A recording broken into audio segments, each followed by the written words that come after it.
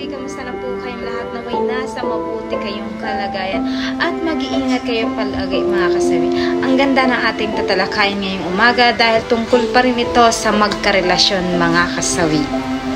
Ano ang tatlong rason na bakit sa umpisa lang masaya ang isang relasyon mga kasawi? Ang una nating rason mga kasawi is hindi pa nagkakasawaan. Kapag once na bago pa ang isang relasyon mga kasawi ay talagang andun pa yung excitement sa isa't isa. Kasi andyan pa yung talaga excited kayo parehas na magkikita kayo araw-araw. Andun pa yung pagmamahal ninyo. Pero kapag once na tumatagal ang isang relasyon mga kasawi, ito ay unting nagbabago. Kasi minsan ay may kanya-kanya na tayong priority sa buhay. Kaya minsan, andito na pumapasok na nagkakasawaan na kasi hindi na kayo nagkakaintindihan na dalawa mga kasawi. Ayan yung ating unang rason. Pangalawa nating rason mga kasawi is hindi pa kayo nagsasama sa isang bubong. Alam mo ba kapag once na magjowa kayo, alam mo yung hindi mo talaga malalaman ang kanyang ugali. Kasi dahil hindi pa kayo nagsasama sa isang bahay. Dahil nga hindi nyo pa nahuhuli ang kanilang mga tinatagong ugali mga kasawi. Pero sabi nga nila kapag once na kayo ay magkasama na sa isang bubong, doon nyo na marirealize yung kanilang ugali at may kanya-kanya kayong madidiscover sa bawat isa't isa. Kasi dahil nagsasama na talaga kayo. Kasi kapag once na hindi kayo nagsasama, syempre andun pa yung tinatago nyo pa yung mga ugali ninyo dahil ayaw nyong malaman ng mga jowa ninyo na ganito yung ugali ninyo. Ganun din siya sa'yo, diba? Kumbaga, in short, ay talagang nagtataguan pa kayo ng mga feelings ninyo sa isa't isa. Hindi nyo pa nilalabas kung ano ang meron kayo sa ugali ninyo mga kasawi. Ayan yung ating pangalawang sign o rason. Ang pangatlo natin mga kasawi is alam ko na maraming makaka-relate dito. Excited kayo sa isa't isa pag kayo ay nagkakasama.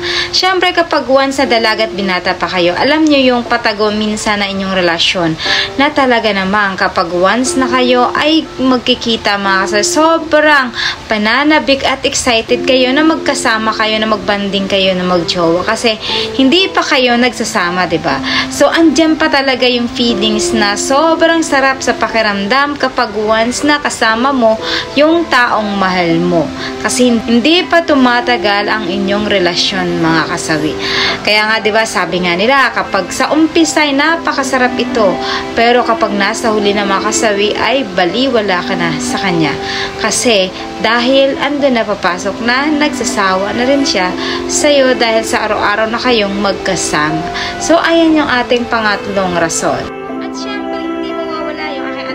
Topic na ito mga kasawi, ayan.